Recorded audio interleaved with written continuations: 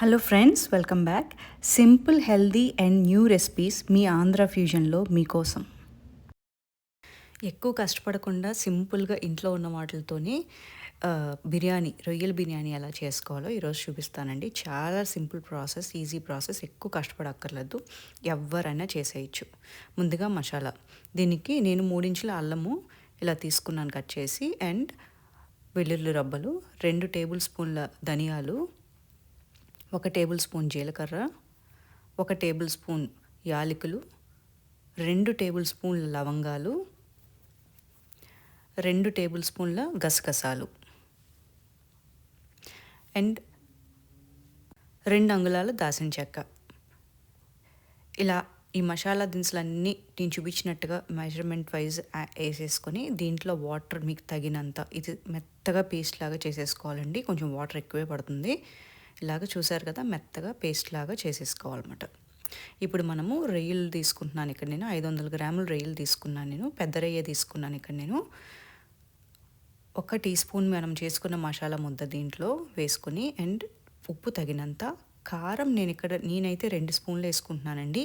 మీరు కొంచెం తగ్గించి వేసుకోండి, నేను ఎందుకంటే కారం కొంచెం ఎక్కువ వేస్తాను. మీరు 1 టీ స్పూన్ వేసుకొని ట్రై చేయండి.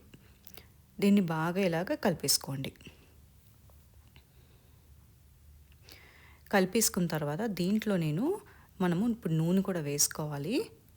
నేను ఒక 2 టేబుల్ స్పూన్ల నూనె వేసుకున్నాను. ఏ నూనె అన్నా ప్రాబ్లం లేదండి. వేసుకుని దీన్ని కూడా ఇలా బాగా నీట్గా కలిపేసుకోండి. ఇప్పుడు కలిపేసుకున్న దాన్ని మీరేమీ వెయిట్ చేయక్కర్లేదు, పక్కన పెట్టుకుని అలాగా మీకు కావాల్స్తే ఒక 10 నిమిషాలు పక్కన పెట్టేసుకోవచ్చు. లేదు అంటే డైరెక్ట్గా పొయ్యి మీద పెట్టేసుకుని ఈ రొయ్యల్ని, ప్రాన్స్ని ఉడకపెట్టేసుకోండి. ఈ బేసిక్గా నేనేమి దీంట్లో వాటర్ పోయలేదు, డైరెక్ట్గా పొయ్యి మీద పెట్టేశాను. ఈ వాటర్ అంతా పోయి గ్రేవీ కింద ఫామ్ అయిపోవాలన్నమాట. సో దగ్గర ఒక 15 నిమిషాలు పడుతుంది మీడియం ఫ్లేమ్ మీద. మీకు చూసారు కదా, 15 నిమిషాల తర్వాత ఇలాగా థిక్గా ఫామ్ అయిపోవాలి. ఇప్పుడు దీన్ని స్టవ్ ఆఫ్ చేసి పక్కన పెట్టేసుకోండి. ఇప్పుడు నేను ఒక కుక్కర్ ప్యాన్ తీసుకున్నానండి. కుక్కర్ ప్యాన్లో ఇలాగా మీకు నెయ్యి అయితే నెయ్యి, లేకపోతే నూనె ఇలా వేసుకోండి. 4 టేబుల్ స్పూన్లు పడుతుందండి నెయ్యి కానీ నూనె కానీ. వేసుకున్న తర్వాత నేను ఇక్కడ బిర్యానీ ఆకు, ఇలా గరం మసాలా అంటే దాల్చిన చెక్క, ఇలాచి అంటే యాలకులు, ఒక పువ్వు, మెయిస్, నట్మెగ్, లవంగాలు, ఇవన్నీ మీ దగ్గర హోల్ గరం మసాలా మనం బిర్యానీకి వాడతాం కదా, అవన్నీ వేసేసుకుని ఇలాగా నూనెలో ఒకసారి వేగనివ్వండి. ఇక్కడ పచ్చిమిరపకాయలు కూడా వేసుకుంటున్నానండి నేను. పచ్చిమిరపకాయలు మాత్రం చూసుకుని వేసుకోండి. మీరు ఎక్కువ కారం తినకపోతే మాత్రం ఒక 2 పచ్చిమిరపకాయలతో ఆపేసేయండి. ఇక్కడ నేను ఒక పెద్ద ఉల్లిపాయ తీసుకుని ఇలాగా స్లైసెస్ కింద కట్ చేసుకున్నాను. చిన్న ముక్కలు కాదండి. బిర్యానీకి మనకి ఎప్పుడు స్లైసెస్ అయితే బాగుంటాయి. ఇలాగా చీలుకలు, బేసిక్గా ఇలా చీలుకలు కింద వేసుకుని దీన్ని కూడా బాగా కలిపేసుకోండి. ఇప్పుడు మీరు తగినంత ఉప్పు వేసుకోండి. ఆల్రెడీ నేను కొంచెం ఉప్పు, 1 టీ స్పూన్ ఉప్పు నేను రొయ్యలో వేసుకున్నాను. సో ఇక్కడ 1 టీ స్పూన్ వేసుకుంటున్నాను. ఉప్పు మాత్రం జాగ్రత్తగా చూసుకుని వేసుకోండి. మీకు తర్వాత కావాల్సి వస్తే తర్వాత వేసుకోవచ్చు. ఆనియన్ ఇలాగా కలర్ మారే వరకు ఇలాగా వేయించేసుకోండి. చూసారు కదా ఎలా రంగు మారిపోయిందో ఆనియను. ఒక్కసారి ఇలాగ ఆనియన్ అయిన తర్వాత మీరు ముందుగానే చేసి పెట్టుకున్నారు కదా మసాలా పేస్ట్, ఇది 2 టేబుల్ స్పూన్లు ఇక్కడ వేసుకోండి మసాలా పేస్ట్ దీంట్లో. దీన్ని బాగా కలిపేసుకుని లో ఫ్లేమ్లో పెట్టి కొంచెం ఒక 2 నిమిషాలు దీన్ని వేగనివ్వండి. లో ఫ్లేమ్ ఎందుకంటున్నానంటే మసాలా పేస్ట్ మాడిపోకుండా అన్నమాట, అందుకని లో ఫ్లేమ్లో పెట్టుకోండి. ఒకసారి మసాలా పేస్ట్ బాగా ఇలా వేగిపోయిన తర్వాత దీంట్లో 1 టమాటా అండి, అంతే. 1 మీడియం సైజ్ టమాటా, అస్సలు ఎక్కువ వేయొద్దు. ఒకే 1 టమాటా ఇలా ముక్కలు కోసుకుని వేసేసుకోండి.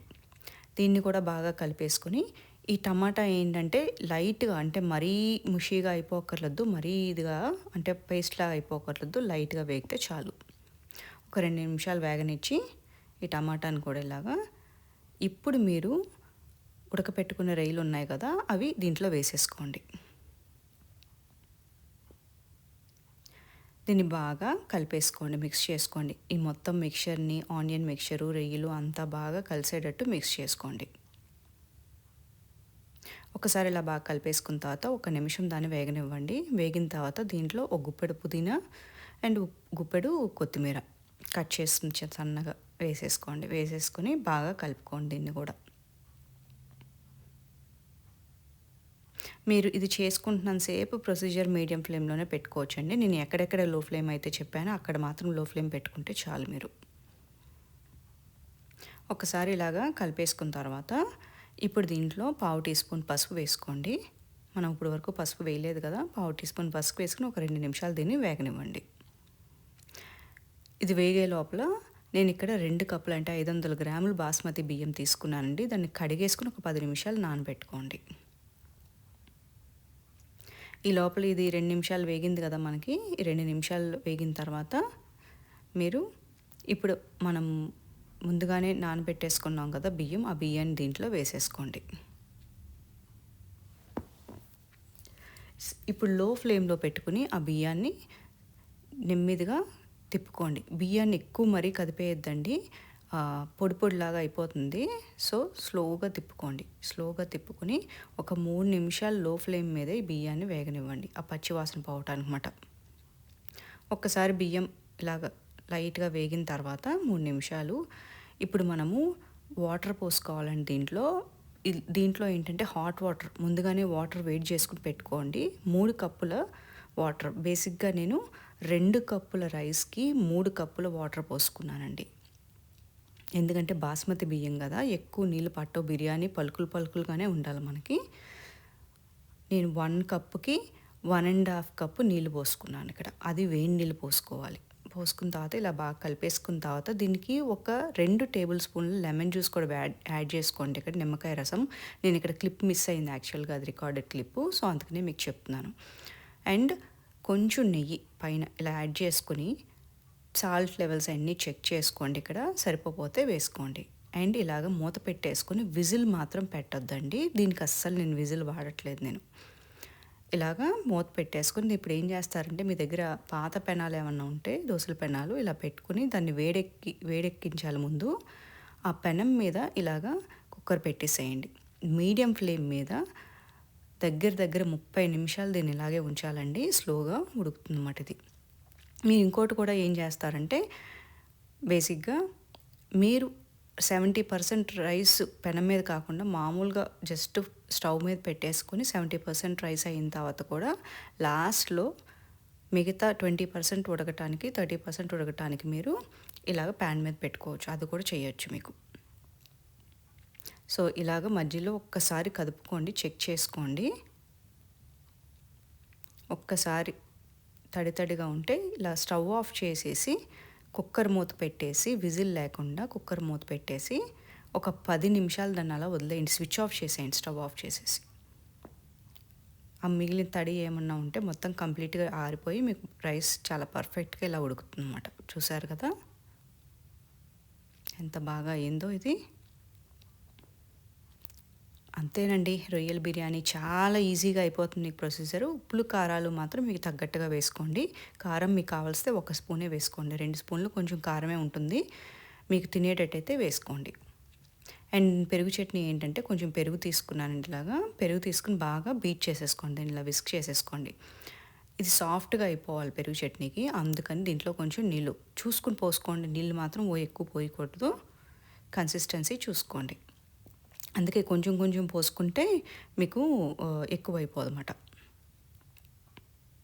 ఈ కన్సిస్టెన్సీలో ఉండాలి మీకు. ఇప్పుడు దీంట్లో నేను ఉల్లిపాయ ముక్కలు, నేను దీంట్లో పచ్చిమిరపకాయలు వేయట్లేదండి. ఎందుకంటే మా ఇంట్లో మా అబ్బాయి చిన్నపిల్లలు ఉంటే కనుక పచ్చిమిరపకాయలు అవాయిడ్ చేయండి, లేదు అంటే వేసుకోండి. అండ్ నేను కొంచెం క్యారెట్ తురుముకుంటున్నాను దీంట్లో. ఎంతో కదండి, చాలా లైట్గా క్యారెట్ 1 టేబుల్ స్పూన్ మాత్రం తురుముకుంటున్నాను ఇలాగా. అండ్ దీంట్లో కొంచెం ఉప్పు బాగా కలిపేసుకోండి ఇలాగా.